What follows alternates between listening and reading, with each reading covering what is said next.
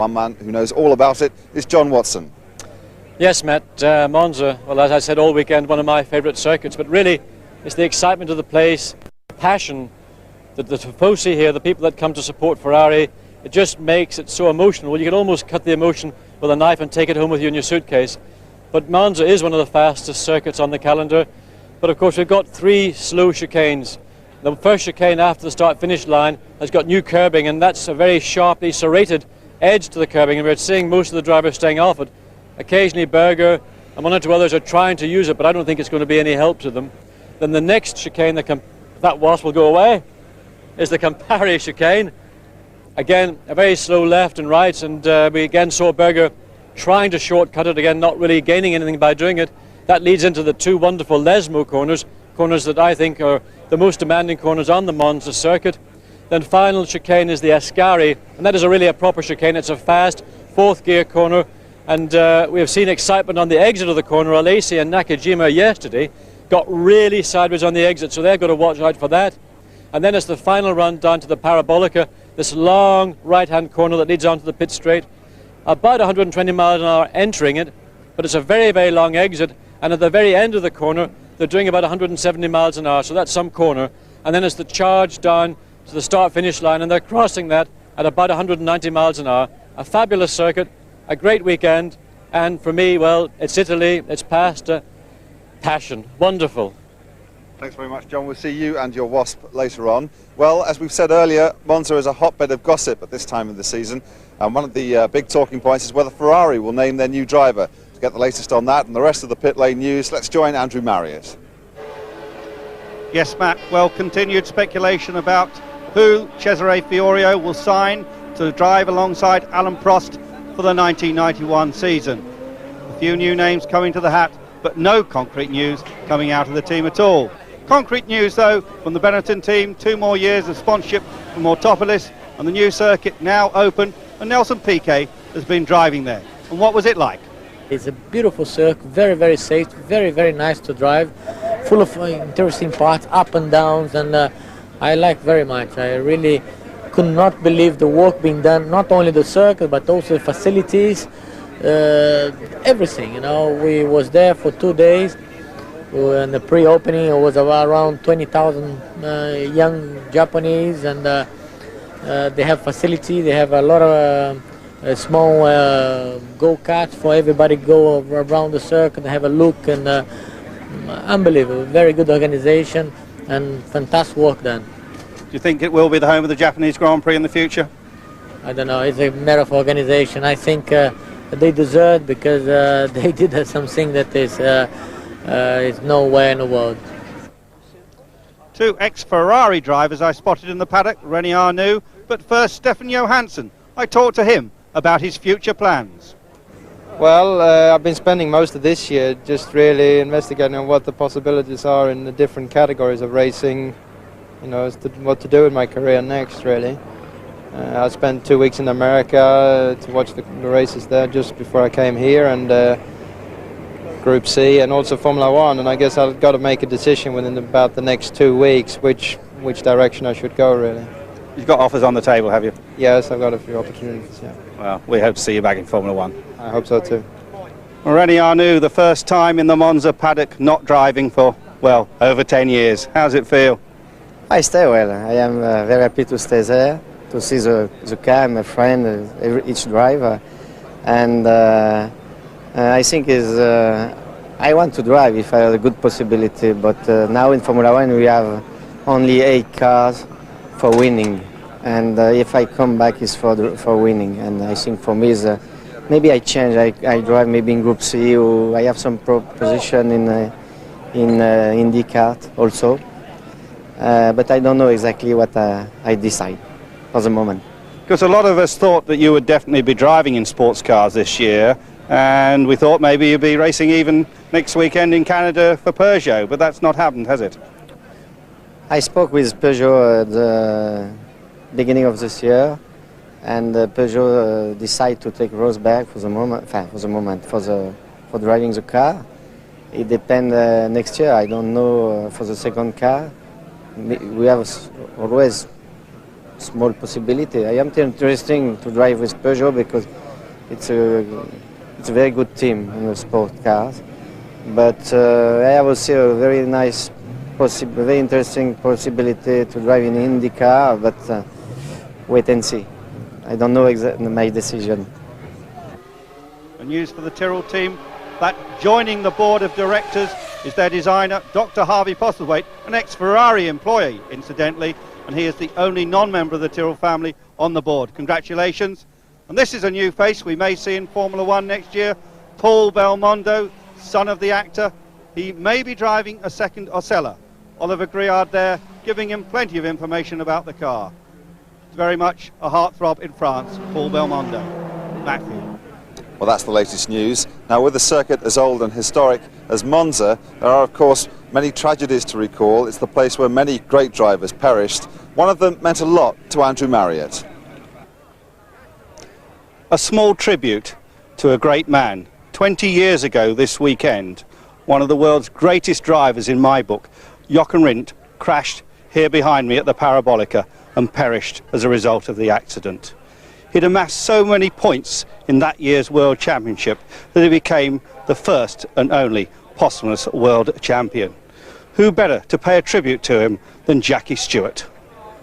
A great friend and a great racing driver. We lived a few hundred metres apart.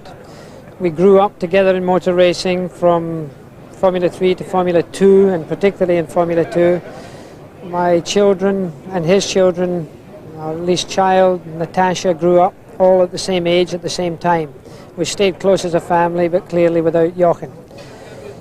One of my best races ever was against Jochen Rindt at the British Grand Prix in 1969, probably one of the great classics of modern Grand Prix history in a way, a great battle that we had together. He was clean, he was well mannered in a racetrack, he was a gentleman. He was a fantastic Austrian.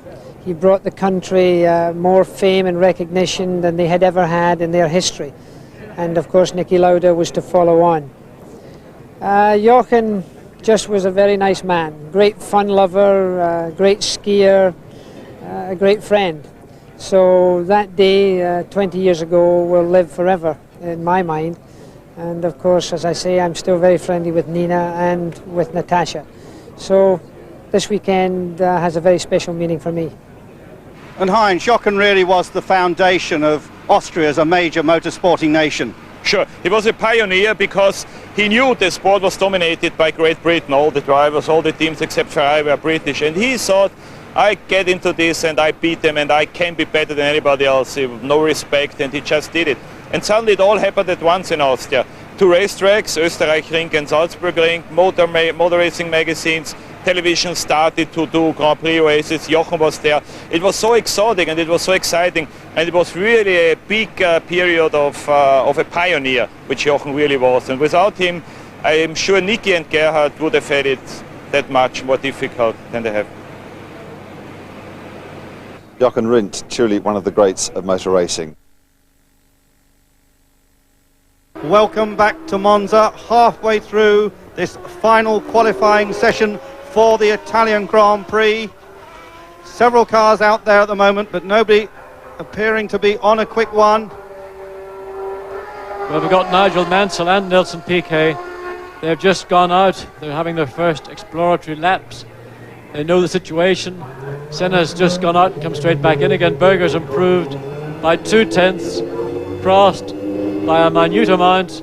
So Nigel Mansell really is looking to get into the 22s to get onto the front row of the grid to join Ayrton Senna, preferably to take Ayrton Senna's pole position. One little bit of shuffling amongst the top 10. Sandro Nannini has improved to 1:24.583, and that puts him just ahead of his teammate Nelson Piquet. Current situation: Senna and Berger, Mansell and Prost, Boots and Alesi, Patrese, Nannini, Piquet and Warwick. Warwick hasn't been out yet, in fact, John. Donnelly has, and Donnelly has improved, but he remains in the 11th spot. Indeed, he was 12th yesterday, so he's just vaulted ahead of Eric Bernard. The thing I find amazing is the man who is really the current driver in most people's minds, John Alesi, is in sixth spot with his Tyrrell Ford. And remember that this Ford engine, this V8 Cosworth-based engine, has got only about 620 horsepower. yet Alesi is doing absolute miracles with it, and he's been out already today. He almost equaled the time he did yesterday, 1:24.159. He's literally, well, you couldn't even tell the difference in time, it's so close. So Alesi really trying to get into the 23s. He believes it's possible, certainly the team feel it's possible, I feel it's possible. He really ought to have done it yesterday, but on the lap that it looked like it was going to happen, he just ran that little bit too wide coming out of a chicane and ended up running over the curb. But here Nigel Mansell completing his first flying lap. Can he improve? Can he get onto the front row? Well, not with this time, he's not going to. 1:23.719 isn't going to do anything to improve Nigel. That's 0.6 of a second slower than he did yesterday. So he may have to go back into the pits like Alan Prost and rethink, what setup am I going to use? I've used one set of qualifying tyres, I've only got one set left. That's a little bit of a problem now for both Ferrari drivers, because neither has improved on yesterday's time. They've got one set of qualifying tyres left, and it's a bit of a gamble as to what they're going to do. A huge crowd here at Monza assembled, hoping to see that Ferrari victory. Ayrton Senna watches and waits. He's just done one exploratory lap, come back in, new engine fitted to his car. It seems there are some problems there. Well, I think with any new engine, you want to go out and you want to set it up properly. You don't want to go out and commit yourself to a qualifying lap and then find that just the very fine detail on the car is not quite right. But the guy there polishing Senna's helmet isn't actually just any member of the McLaren team. He is. There's Michele Alboreto in the gravel trap. That's the third chicane. He's slipped off, probably under braking, coming in a little bit too quickly. Maybe we'll get a chance to see that. Alboreto stalled the engine, I would suspect. Yes, and who's that one of the Lamborghinis? Can't quite tell whether that's Bernardo Suzuki. That's Suzuki. You can see the red marks in the back of the wing. Aguri Suzuki's had a couple of trips across the gravel trap. He did it yesterday. He's got well and truly, well, beached, I think, the best expression. He's going to get out of the car. They'll put a tow rope onto that car. I would suspect, looking at it, that's the first chicane. Well, Michele's got the engine going again. Brave Marshall's pushing that car out of the way.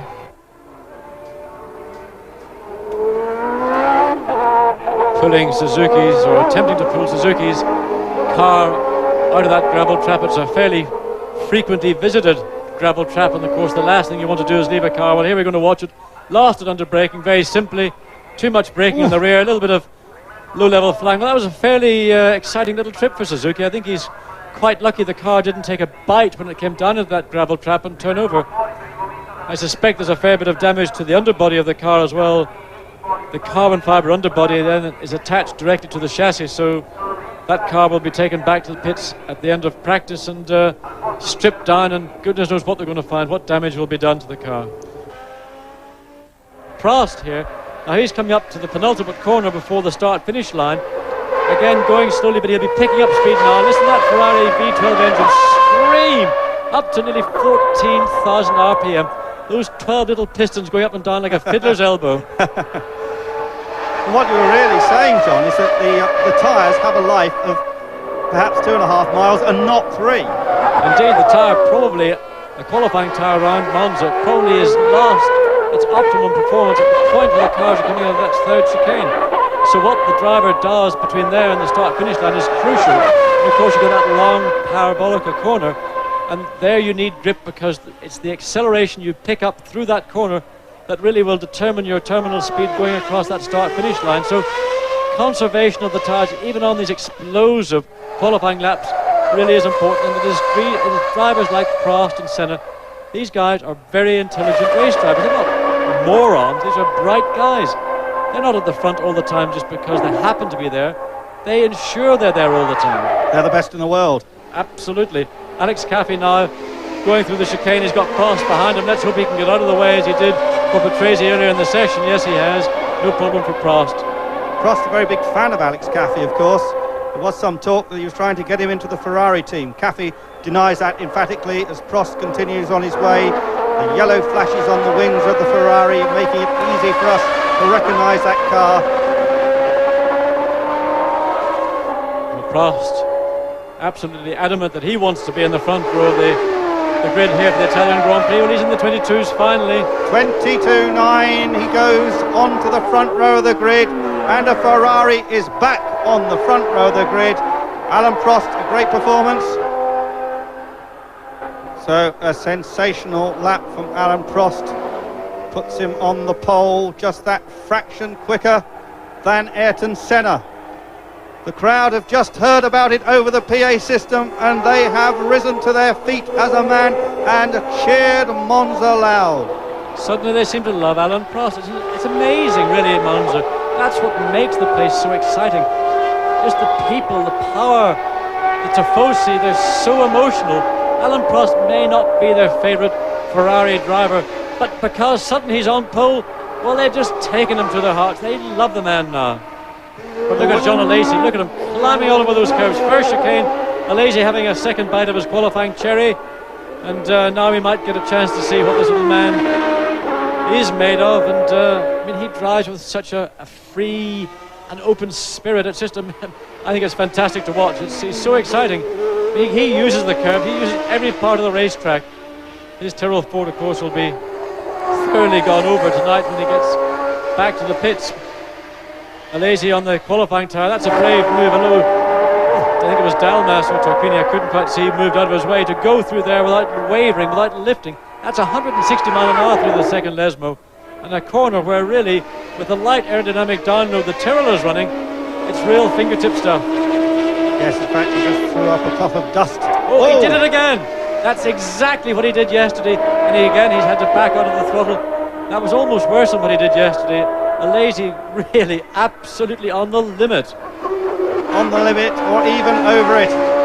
Jean Alesi from Avignon. And that really has spoiled his lap, John. Yes, it did. And look at how the car sliding all over the place, squirming as he got the power on. When he's lost so much time, of course, 24.2, it's 0.7 of a second slower than his first qualifying attempt. The guy is just trying so hard. He lost it all on the third chicane. That spoiled that lap. But I have to say, I'm not convinced it would have been as quick as his first qualifying lap. Let's see it again, coming through the third chicane.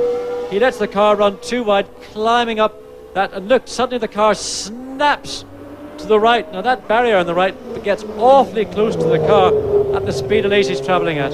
Seemed to snap it round as it came off that high curbing. Yes, it's where the car drops down off the curbing, it gets a nasty kick, and that kick is to the right when you don't want it. You want to go at least straight, if not that, go left. But that's twice Alesi's done it in both sessions, Friday and Saturday afternoon. Berger hoping to resurrect something from his second set of qualifying tyres. He's got a clear road, and Gerhardt giving it the full 14,000 RPM. Qualifying chip in his V10 Honda engine. That's an electronic tuning device, let's say, which basically allows more fuel to go into the engine. It's not something they would use in the race because with the increase in revs, well, Berger having to contend with another car in the way. Fortunately, it's not too close to him. He might get away with what he has. He's got clear of the circuit, clear of the corner. And that looks reasonable for Berger because he was out of the chicane well under the minute. So now it's just down to this final corner. Can Gerhard Berger get back onto the front row of the grid to join his teammate Ayrton Senna? Coming out of the parabolica, up into sixth gear, 170, 180, 190 miles an hour as he crosses the start-finish line, 22.936. Yes, he does, and he bumps Senna off the front row of the grid in the process.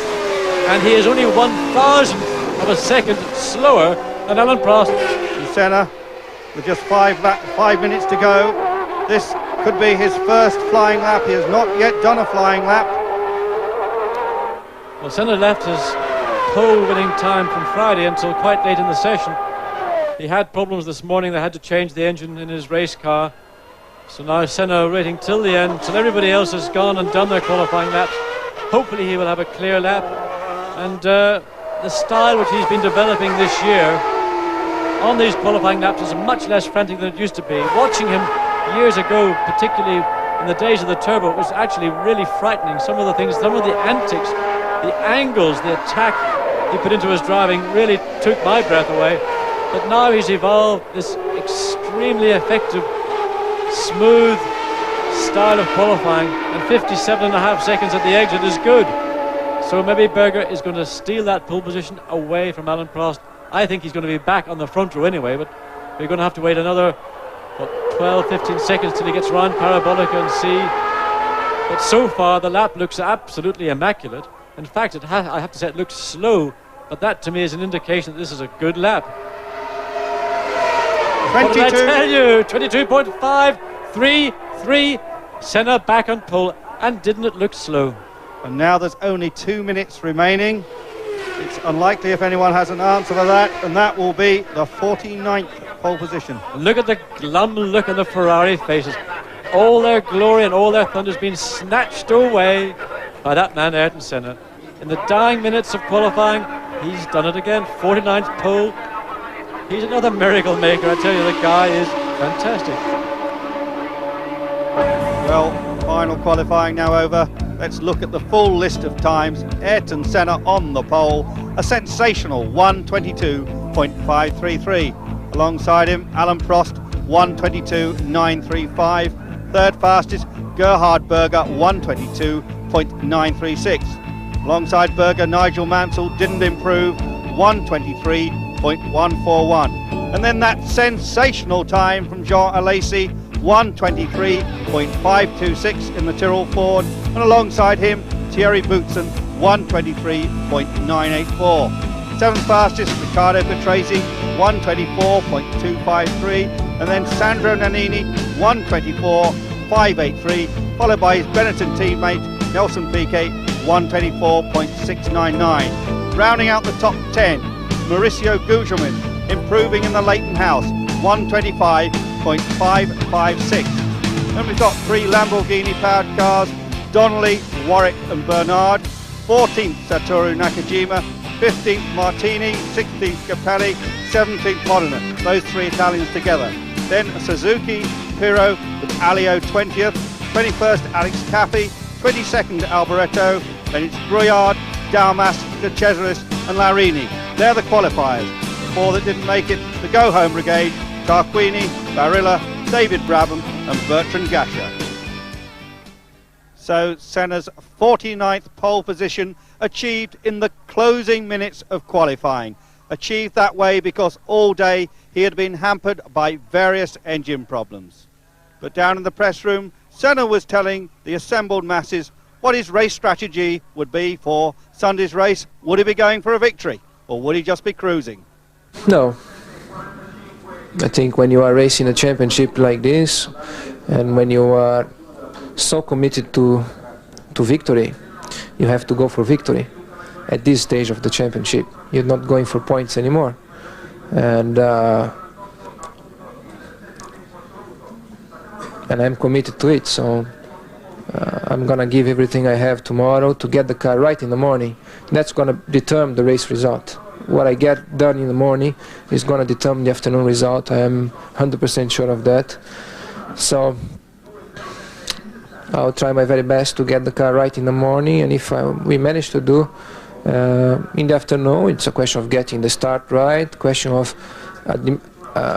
using your tires properly, your brakes, the engine, the pace in the race to be a good average, not a peak pace with quick and then going down, really have a good average.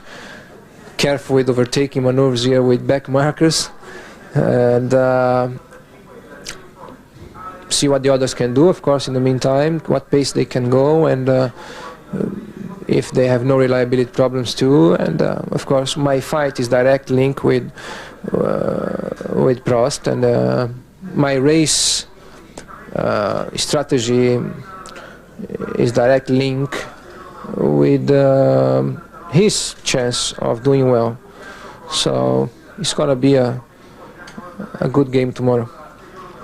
Well, that's very nearly all we have time for on day 2 of Eurosport's coverage of the Italian Grand Prix here at Monza. Before we go, I'd just like to ask John Watson whether he thinks after a performance like today's there's any chance that Ayrton Senna will be caught. Thanks, Matt. Well, of course, there's always a chance he'll be caught, but Ayrton Senna's always been very impressive at Monza, although over the last 3 years he hasn't won the race. In '87 in the Lotus he nearly got there but didn't make it. '88 he had that collision with Schlesser in the Williams down to the first chicane, and then last year of course he blew up in the middle of the Parabolica corner. So he is looking to 1990 to set to rights those 3 lean years. But of course Alan Prost is never ever to be underestimated, and the Ferrari at Monza, well, there's everything